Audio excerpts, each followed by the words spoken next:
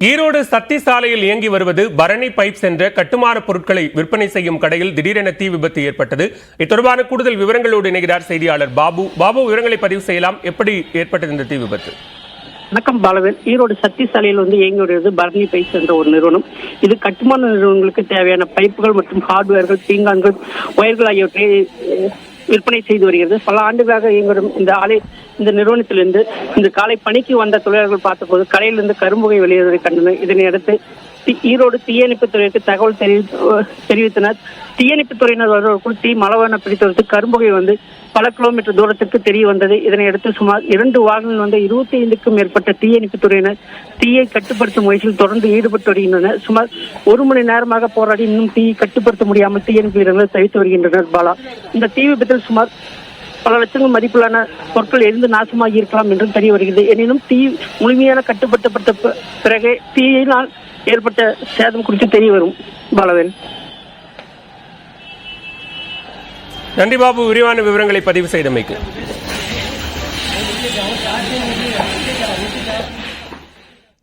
Paris Olympic போட்டிக்கு தமிழ்நாட்டிலிருந்து 16 வீரர்கள் தகுதி பெற்று அசத்தியுள்ளனர். அவர்கள் யார் யார்? தமிழ்நாட்டிலிருந்து பதக்கத்திற்கான வாய்ப்பு எவ்வளவு? ஒலிம்பிக் வாய்ப்பை தவறவிட்ட வீரர்கள் யார் யார் என்பன உள்ளிட்ட கூடுதல் தகவல்களோடு நேரலையில் இணைகிறார் விளையாட்டு பிரிவு செய்தியாளர் சடையாண்டி. தற்போது தேர்ந்தெடுக்கப்பட்டிருக்கக்கூடிய தமிழ்நாட்டு வீரர்கள் யார் யார்? அவர்களுடைய பின்னணி என்ன? விவரங்களை பதிவு செய்யலாம். நிச்சயமா பாலவேல், பாரிஸ் ஒலிம்பிக் போட்டியானது 26ஆம் தேதி முதல் ஜூலை 26ஆம் தேதி வரை ஆகஸ்ட் 11ஆம் தேதி வரை களைகட்ட காத்திருக்கிறது.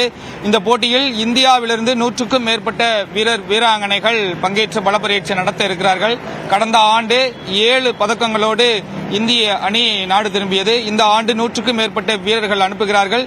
இரட்டை இலக்க பதக்கத்தோடு வீரர்கள் நாடு திரும்புவார்கள் என்ற ஒரு மிகப்பெரிய ஒரு எதிர்பார்ப்பு ஏற்படுத்தி இருக்கிறது. அது மட்டுமல்லாமல் இந்த 100க்கும் மேற்பட்ட இந்திய வீரர்களில் தமிழ்நாட்டிலிருந்து 16 பேர் தேர்வாகி இருக்கிறார்கள் என்று தமிழ்நாடு விளையாட்டு மேம்பாட்டு ஆணையம் அறிவித்திருக்கிறது. இதில் ஒலிம்பிக் போட்டிக்கு 10 பேர், பாரா ஒலிம்பிக் போட்டிக்கு 6 பேர் என மொத்தம் 16 பேர் தமிழ்நாட்டிலிருந்து ஒலிம்பிக் களம் புக இருக்கிறார்கள். கிட்டத்தட்ட இந்த 16 பேர்களில் ஒலிம்பிக் போட்டி, பாரிஸ் ஒலிம்பிக் போட்டியில் பங்கேற்கக்கூடிய அந்த 10 பேர்களில் மகளிர் 400 மீட்டர் தொடர் ஓட்ட பந்தயத்தில் சுபா வெங்கடேசன் பங்கேற்கிறார். அதே பிரிவில் வித்யா ராமராஜ் அதே 400 மீட்டர் தொடர் ஓட்ட பந்தயத்தில் பங்கேற்க இருக்கிறார். ஆடவர் பிரிவில் ராஜேஷ் ரமேஷ் அதே 400 மீட்டர் தொடர் ஓட்டம் என 3 பேர் இந்த 400 மீட்டர் தொடர் ஓட்ட பந்தயத்தில் மட்டும் தமிழ்நாட்டிலிருந்து பங்கேற்க இருக்கிறார்கள். அவர்களோடு சேர்ந்து பிரவீன் சித்திரவேல், ஜஸ்வின் ஆல்ட்ரின், அது மட்டுமல்லாமல் பிருத்திவிராஜ் தொண்டைமான் ஆகிய 6 பேர் இந்த ஒலிம்பிக் போட்டிக்கு தகுதி பெற்றிருக்கிறார்கள். இவர்களோடு டென்னிஸ், டேபிள் டென்னிஸ், பாய்மர படகு போட்டி என மேலும் 4 வீரர்கள் இதில் தேர்வாகி இருக்கிறார்கள்.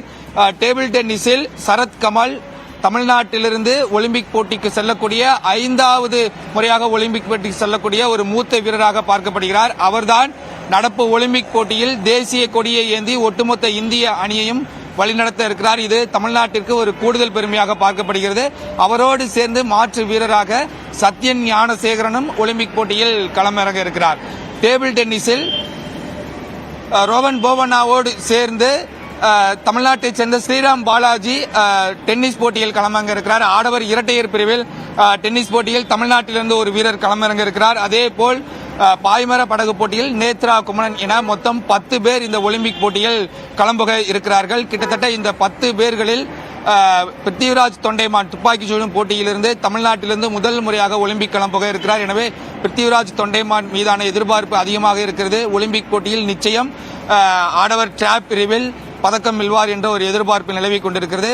அதேபோல் நேத்ரா குமரனுக்கும் பாய்மர படகு போட்டியில் இம்முறை பதக்கத்திற்கான வாய்ப்பு அதிகரித்திருக்கிறது.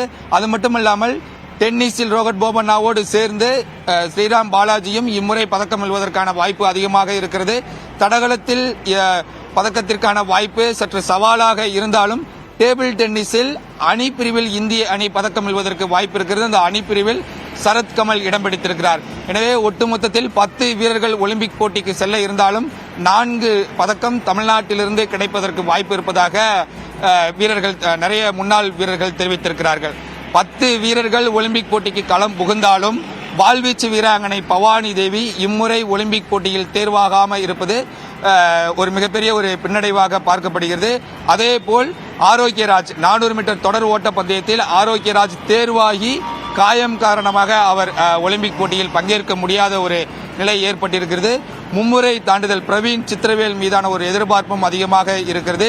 நீளம் தாண்டுதல் ஜஸ்வின் ஆல்ட்ரின் மீதும் எதிர்பார்ப்பு அதிகமாக இருக்கிறது. இருப்பினும் இந்த தடகளத்தில் ஒரு கடுமையான போட்டி நிலவும். ஜமைக்கா, அமெரிக்கா போன்ற நாடுகளுக்கு மத்தியில் நமது வீரர்கள் பங்கேற்பதே மிகப்பெரிய ஒரு பெருமையாக பார்க்கப்படுகிறது. தடகளத்திலிருந்து மட்டும் இம்முறை 6 வீரர்கள் ஒலிம்பிக் களம் புக இருக்கிறார்கள். இதுதான் அதிகபட்ச ஒரு எண்ணிக்கையாகவும் பார்க்கப்படுகிறது. பாலவேல், நன்றி சடையாண்டி, விரிவான விவரங்களை பதிவு செய்தமைக்கு.